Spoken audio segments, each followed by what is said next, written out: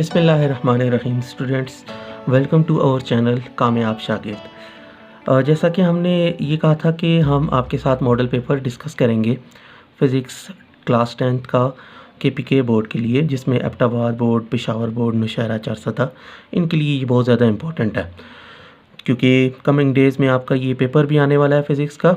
तो उसके लिए ये बहुत ज़्यादा इम्पोर्टेंस रखता है और ये इस वजह से भी इम्पोर्टेंट है कि कैसे हम MCQ को हल करेंगे, जिसको हमने पार्ट 1 में देखा। इस मॉडल पेपर के पार्ट 1 वाली वीडियो में हमने इसको देखा MCQs को, और अभी हम जो कंसेप्चुअल क्वेश्चंस हैं उनकी बात करेंगे कि कैसे कंसेप्चुअल क्वेश्चंस को अटेम्प्ट किया जाना चाहिए, उसका क्या तरीक़ाकार होना चाहिए, उनके क्या आंसर्स हैं। तो चलें हम स्टार्ट करते हैं कि शॉर्ट क्वेश्चंस को हम किस तरह से अटेम्प्ट करेंगे, उनके क्या आंसर्स होंगे। तो पहला जो हमारे पास सेक्शन बी में जो क्वेश्चन है, उसमें आपने 8 सवाल करने होते हैं, लेकिन हमने आपके लिए ये सारे 11 के 11 क्वेश्चंस जो हैं वो हल किए हैं। आप इनमें से कोई से 8 जो है अटेम्प्ट कर सकते हैं।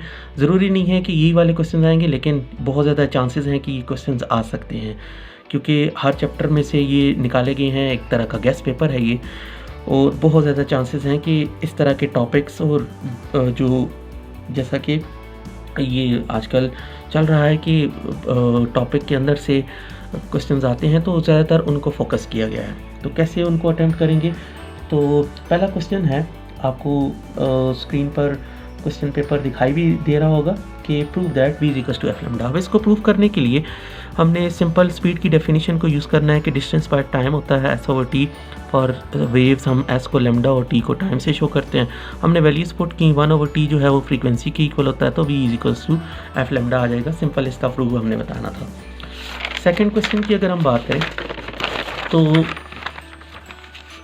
सेकेंड क्वेश्चन की स्टेटमेंट कुछ यूँ है, वो पूछ रहा है कि what do you know about pitch and quality of sound, कि पिच और क्वालिटी का आप कैसे डिफ़ाइन करेंगे, वो क्या होती हैं।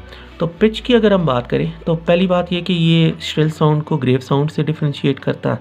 दूसरी बात कि ये फ्रीक्वेंसी पर डिपेंड करता है, और पिच जो है हाई फ्रीक्वेंसी की हाई पिच होती है, शॉर्ट वेवलेंथ होती है। इसी तरह से इसकी एग्जांपल आप साथ मेंशन करेंगे, मैन, डॉग, फ्रॉग्स, उनकी पिच लो होती है, जबकि sound produce by women, birds, cats, इनकी पिच हाई होती है। इसी तरह से क्वालिटी ऑफ साउंड का उसने पूछा है, तो क्वालिटी ऑफ साउंड के हवाले से आप ये बताएंगे कि ये प्रॉपर्टी है जिसकी वजह से हम सेम लाउडनेस वाली और पिच वाली साउंड्स को एक दूसरे से डिस्टिंग्विश कर सकते हैं, उनको डिफ्रेंशिएट कर सकते हैं। इसी तरह से जो सेम नोट डिफरेंट इंस्ट्रूमेंट्स पर प्रोड्यूस हो रहा हो, उसको आप क्वालिटी ऑफ साउंड की मदद से आप उसको डिफ्रेंशिएट कर सकते हैं। और इसी तरह से क्वालिटी ऑफ साउंड जो है वो नोट्स को डिफ़र करता है इन क्वालिटी और टिम्बर, उसकी मदद से हम उसको डिफ्रेंशिएट कर सकते हैं। इसमें भी आप एग्जांपल साथ दे देंगे कि जब पियानो और फ्लूट को आप एक साथ उनको प्रोड्यूस करते हैं, उनकी साउंड को प्रोड्यूस करते हैं, तो वो एक तरह की लाउडनेस अगर प्रोड्यूस कर रहे हैं तो हम उसको क्वालिटी ऑफ साउंड से डिफ्रेंशिएट कर सकते हैं। तो ये सेकंड क्वेश्चन में पिच और क्वालिटी ऑफ साउंड के हवाले से अगर आ जाता है तो आप इस तरह से बता सकते हैं। थर्ड क्वेश्चन है कि discuss the laws of reflection of light. Laws of reflection of light के हवाले से उसने पूछा है कि इनको डिस्कस करें। आपने सिंपली क्या करना है, उनकी स्टेटमेंट्स को और उनकी मैथमेटिकल फॉर्म्स को साथ बता देना है, और इसमें डायग्राम भी आपने साथ में मेंशन करनी है। तो पहली बात ये कि ये इंसिडेंट रेज और रिफ्लेक्टेड रे के बिहेवियर के बारे में बताता है। पहला लॉ जो है वो ये कहता है कि इंसिडेंट रे रिफ्लेक्टेड और नॉर्मल एक ही प्लेन पर लाई करते हैं। सेकेंड लॉ ये कहता है कि एंगल ऑफ इंसिडेंस इक्वल होता है एंगल ऑफ रिफ्लेक्शन के, साथ मैथमेटिकल पार्ट इसका आ जाएगा। तो आपने इस तरह से हेडिंग वाइज इसको अटेम्प्ट कर लेना है, और इसमें साथ में डायग्राम भी आपने मेंशन करनी है कि आपने इसको सेंट्रल करके बनाना है और पेंसिल की मदद से आपने इसको बनाना है, और उसमें आप जिस तरह के स्टेटमेंट्स में आपने बताया उनको आप डायग्राम में क्लियरली रिप्रेजेंट कर रहे हैं। इसी तरह से क्वेश्चन नंबर 4 अगर देखा जाए, उसमें पूछता है कि define electric and it's electric field and it's intensity. Electric field क्या है और इसकी इंटेंसिटी क्या होती है। तो बेसिकली इसको आपने डिफाइन करना है। इलेक्ट्रिक फील्ड स्पेस में किसी भी चार्ज पर लगने वाली फोर्स को इलेक्ट्रिक फील्ड कहा जाता है। इसको देखा जाए तो ये 3 डायमेंशन में एग्जिस्ट करती है। इलेक्ट्रिक फील्ड इंटेंसिटी की बात करें तो ये फोर्स बाय चार्ज होती है, और इसको मैथमेटिकली जब आप डिफाइन करेंगे तो ई इलेक्ट्रिक फील्ड के लिए F/Q फोर्स पर चार्ज, तो इसकी यूनिट आ जाएगी न्यूटन पर कूलम। साथ डायग्राम इसकी आप बना देंगे। फिफ्थ क्वेश्चन की अगर बात करें तो describe the characteristics of simple harmonic motion उसने पूछा है। कैरेक्टरिस्टिक्स में आपने जस्ट कैरेक्टरिस्टिक्स उसके बताने हैं कि एक्सेलरेशन पहला जो होगा वो acceleration is directly proportional to displacement and it is directed towards mean position या लोकेशन।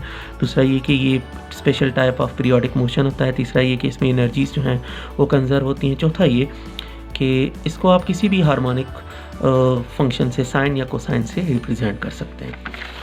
छठा क्वेश्चन इसका ये है, आपने ये बताना है कि इलेक्ट्रोस्टैटिक इंडक्शन क्या होती है। अब इंडक्शन को हम इस तरह से डिफ़ाइन करते हैं इलेक्ट्रोस्टैटिक इंडक्शन को कि जब भी हम किसी भी चार्ज को रीडिस्ट्रीब्यूट करें एक मटेरियल के अंदर under the influence of near by object तो उसको इलेक्ट्रोस्टैटिक इंडक्शन कहा जाता है।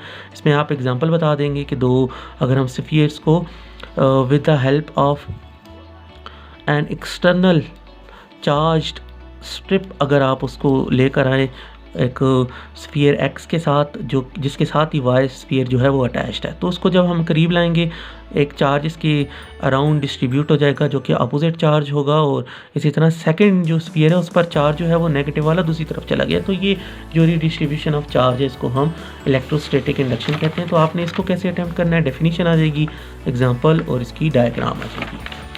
सेवन्थ क्वेश्चन अगर देखा जाए जॉल्स लॉ ऑफ हीटिंग के हवाले से उसने पूछा है। जॉल्स लॉ ऑफ हीटिंग में आप ये कहेंगे, पहले तो उसकी स्टेटमेंट बता देंगे कि ये एक बेसिकली इक्वेशन है जिसमें हम एनर्जी को रिप्रेजेंट करते हैं। इसमें जो स्टेटमेंट आ जाएगी कि amount generated in a resistor is directly proportional to square of current, resistance and time. उसकी मैथमेटिकल फॉर्म आप रिप्रेजेंट कर देंगे जो स्टेटमेंट में कही, और फिर ये इसकी फाइनल फॉर्म आ जाएगी। तो इसमें डेफिनिशन, इसकी स्टेटमेंट, इसकी मैथमेटिकल फॉर्म और इसका रिलेशन आ जाएगा। आठवें क्वेश्चन में आपने ये बताना है how does DC motor work, DC motor कैसे काम करती है। तो पहले तो इसमें आपने इसका वर्किंग प्रिंसिपल बता देना है कि ये जब भी हम करंट कैरिंग वायर को मैग्नेटिक फील्ड में रखें तो टॉर्क एक्सपीरियंस करती है, वो ये बता दिया। फिर वर्किंग आपने बता देना है। वर्किंग के अंदर आपने ये बताना है कि जब भी हम वाइंडिंग्स को डीसी सप्लाई करते हैं, उनको एक मैग्नेटिक फील्ड के अंदर रखें तो उस पर टॉर्क एक्ट करता है और वो फोर्स एक्ट करती है, जिसमें कम्यूटेटर को इस तरह से ज्वाइन किया जाता है कि वो एक ही डायरेक्शन में करंट को प्रोड्यूस करता है। इस वजह से इसको डीसी मोटर कहते हैं। नेक्स्ट जो है क्वेश्चन नंबर 9, उसमें आपसे डिफ्रेंशिएट एंड और गेट। जब भी स्टूडेंट्स याद रखना है कि डिफ्रेंशिएशन का पूछा जाए तो आपने उसको एक टेबुलर फॉर्म में रिप्रेजेंट करना है, जैसा कि एंड और गेट का पूछा गया है। एंड गेट में आपने ये बताना है कि ये आपके पास तब इसकी आउटपुट हाई होती है जब दोनों इनपुट्स हाई हो, और गेट में कोई एक भी हाई हो जाए तो आउटपुट में हाई आता है। बूलियन इक्वेशन आपने इसकी बता दी कि किस इक्वेशन की बेस पर ये वर्क करता है। a डॉट बी, इसमें x आउटपुट को शो करता है, इसमें a प्लस बी जो कि इनपुट्स हैं, और आउटपुट x तब आएगी जब हम किसी एक को भी ऑन करेंगे। इसका आपने सर्किट सिंबल साथ शो कर देना है, डायग्राम आपने रिप्रेजेंट कर देनी है with the help of pencil. इसी तरह से और गेट में भी। क्वेश्चन नंबर 10 है what is computer, describe its parts. आसान सा सवाल है, कंप्यूटर क्या है, इसके पार्ट्स बताने हैं। तो कंप्यूटर हम एक ऐसी इंटीग्रेटेड डिवाइस को कहते हैं जिसमें मुख्तलिफ पार्ट्स जो हैं वो इस तरह से वर्क करते हैं कि उनको जब हम किसी भी प्रोग्राम के थ्रू रन करते हैं तो वो एक सिस्टमेटिक वे में हमें एक आउटपुट प्रोवाइड करता है। तो इसमें पार्ट्स पूछे गए थे, इसको इस तरह से डिवाइड किया है कि इसमें 5 पार्ट्स हैं, इनपुट है, प्रोसेसिंग है, स्टोरेज है, आउटपुट है, कम्युनिकेशन डिवाइसेस हैं। तो ये इसमें सिंपल आपने अप्रोच रखनी है। क्वेश्चन नंबर 11 में आपसे पूछा है कि half life, what do you know about half life of radio active elements. तो इसमें आपने हाफ लाइफ को पहले डिफाइन कर लेना है कि जब भी किसी रेडियो एक्टिव एलिमेंट को जितना टाइम लगे हाफ होने में वो उसकी हाफ लाइफ कहलाती है। इसमें साथ में एग्जांपल आपने बता देनी है कि रेडियम की हाफ लाइफ 1600 ईयर्स है, आयोडीन 131 उसकी हाफ लाइफ जो है वो अप्रॉक्सीमेटली 8.04 डेज़ है, कोबाल्ट 60 की हाफ लाइफ जो है वो 5.3 ईयर्स है। तो इस तरह से आपने 3 से 4 एग्जांपल्स याद रखनी है और उनको बताना है। फिर साथ में इसका मैथमेटिकल रिलेशन बताने के लिए कि एन अगर रिमेनिंग एलिमेंट्स हों एक हाफ लाइफ में जो किसी भी टाइम के बाद रिमेन हो जाते हैं तो वो इक्वल होता है 1/2 power n into NO। NO original number of atoms को शो करते हैं जो डिके होना शुरू होते हैं, n number of half lives को, और बाकी 1/2 कांस्टेंट आ जाएगा। तो ये इस तरह से आपने शॉर्ट क्वेश्चंस को बताना है कि हर एक क्वेश्चन में आपने जिस चीज़ के हवाले से पूछा गया उसको मेंशन कर दें हेडिंग की मदद से। फिर उसमें कुछ ऐसे क्वेश्चंस आ जाते हैं जिनमें आपने डायग्राम बतानी होती है, मैथमेटिकल रिलेशन बताना होता है। इसका लेंथ आपने देख लिया कि जिस क्वेश्चन का आप पूरा एक आंसर जितनी लाइंस में जस्टिफाई कर सकते हैं आप उसको लिखें। इसमें हार्ड एंड फास्ट रूल कोई भी नहीं है। कुछ क्वेश्चंस ऐसे होते हैं जिनमें रीज़न्स बतानी होती हैं, उसमें पहले आपने येस और नो में आंसर करना होता है, फिर रीज़न की हेडिंग देनी होती है, फिर आखिर में कंक्लूड करना होता है। तो उस तरह के क्वेश्चंस भी हम आपसे डिस्कस करेंगे। उम्मीद है ये आपको बहुत फ्रूटफुल रहा होगा ये वीडियो आपके लिए, और आप इससे बहुत कुछ सीख चुके होंगे।